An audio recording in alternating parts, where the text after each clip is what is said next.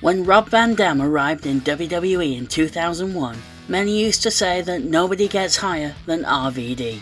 Poor young naive me didn't get the joke at the time, and apparently neither did NBC. This is a story from the June 21st, 1999 edition of the Wrestling Observer newsletter, and it caught my eye because it's an interesting example of how ECW stars might have had some trouble breaking into mainstream media, but also because mid-99 was a tough time for ECW as a whole, with a lot of big changes coming. According to a New York Post gossip column by Richard Johnson, the teen NBC show City Guys had just taped an episode with Van Dam as a guest star, only to find out later about his very public personal habits. City Guys was created by Peter Engel, who also created Saved by the Bell, which will become relevant later on. Johnson writes, NBC has unwittingly put a pothead in its squeaky clean Saturday morning kiddies lineup.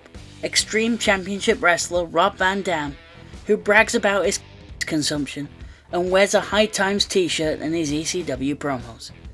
Johnson would later express why this might be controversial. NBC insiders say the hire is embarrassing for the show's producer, Peter Engel, who has crusaded for clean kids television.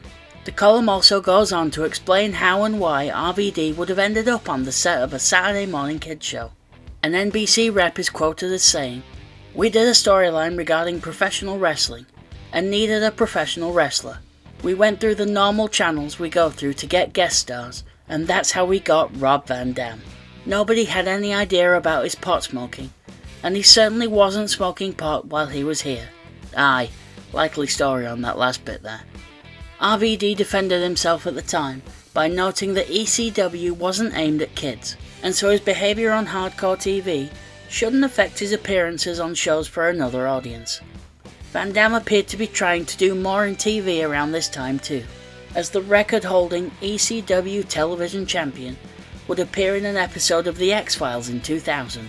He would also appear in an episode of VIP, starring Pamela Anderson.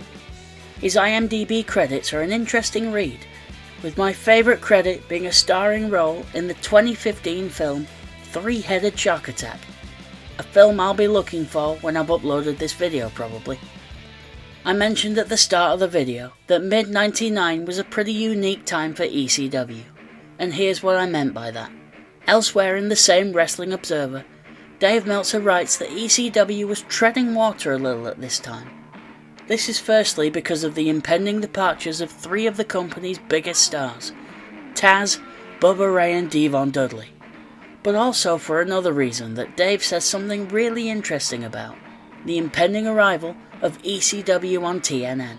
Dave writes, "There seems to be an attitude of simply keeping things going, or not to shoot any major angles this summer, figuring that when TNN starts, that's the time to hit the major angles, and perhaps redo some of the angles of the past, but with new characters, figuring a lot of the audience, if not the vast majority, will be people who have never seen the angles in the first place."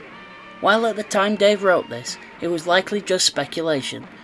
It's really interesting to see this, given that in the early months of ECW on TNN, they heavily featured the rekindled feud between Tommy Dreamer and Raven, which would take some interesting turns, such as the two becoming unlikely tag team champions together, but it would never reach the heights of the original story, where Tommy tried for 2 years to defeat Raven.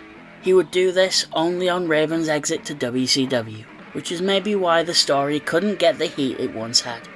Meltzer also noted that the TNN deal may affect the way ECW had always produced matches on their television shows. These shows will be done live to tape, rather than the heavy amount of post-production miracles that Paul Heyman is noted for, in editing 15-minute matches down to 3 minutes of high spots, and making many wrestlers appear a lot better than they really are. This smoke and mirrors style of editing is really noticeable when you look at old episodes of ECW on the network, as often matches might be joined in progress, or will be presented in highlight form. Getting back to RVD, while I was unable to find the whole original New York Post column, I did find a rather unique one also featuring Rob Van Dam many years later. In 2019, the New York Post website hosted an article about his divorce to his wife of 17 years, Sonia. In said divorce, his estranged wife apparently received a Mini Cooper, a grandfather clock, and the ashes of their 2 deceased dogs.